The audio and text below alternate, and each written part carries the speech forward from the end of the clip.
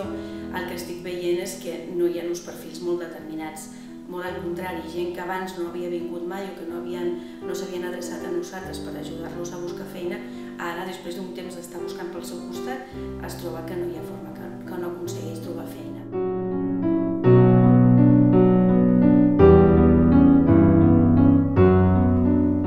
Doncs visc a casa de la meva mare i aquí vivim la meva mare, el meu pare, la meva germana, jo i la meva filla que té 2 anys. Són com uns 650 euros el que pren a casa, de la qual pago un lloguer de 475 euros mensuals més els rebuts de llum, aigua i gas, i menjar i gasoil del nen i tot.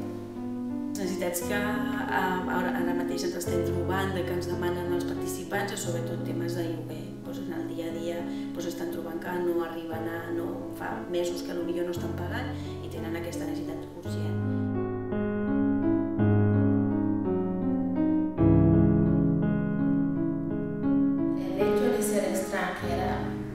No me dificultado para encontrar trabajo, pero actualmente sí que tenemos dificultad con la crisis. I més si ells saben que ells demanen monoparental o te demanen moltes hores i ells veuen que no pots, els requisits que ells demanen per les hores no els pots complir o ja no te diuen res, només per el fet de tenir fills a casa.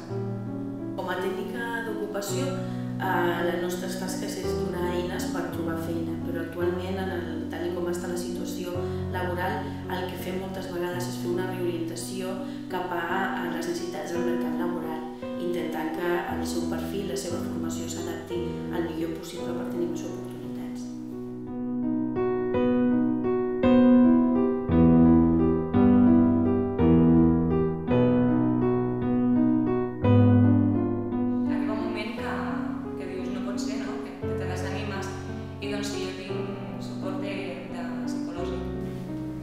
Como estamos aquí para trabajar, si nos quedamos sin faena, esto lo pasamos muy mal.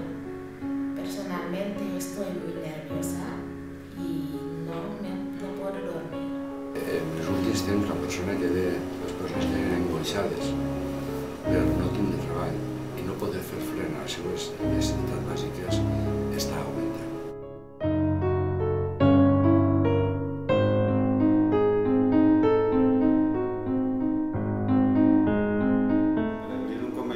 Aquí en Tarragona, tú no imaginas qué pasa en la cabeza de la gente, pero como que puede un café, una tienda, o sea que hay que haber un cambio de mentalidad en la administración y sí que tienen que incentivar a la gente, porque son los pequeños que mantienen la economía del país. Doncs jo sempre he estat treballant de carnissera fins que vaig estar a l'atur i ara m'estic formant per poder treballar en sanitari o cuidadors tempranos. Actualmente estoy sacándome la ESO y tengo previsto irme a la universidad si puedo, si no haré una formación profesional para sacar un trabajo estable. Sí, a l'hora de buscar feina sempre me demanen un nivell més alt de coneixement del que tinc. Sobretot, el que és administració d'empreses, doncs sempre si tens un títol d'administració d'empreses sempre t'estan demanant un grau més, o sigui, un tècnic. Cada vegada que apareix una oferta de treball, ens presenten centenars de candidats.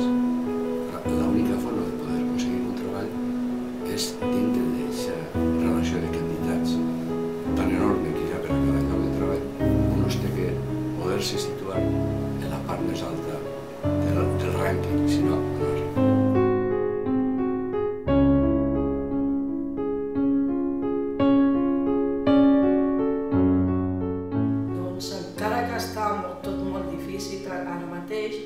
Jo penso que si diuen que qui sigui l'aconsigui, no?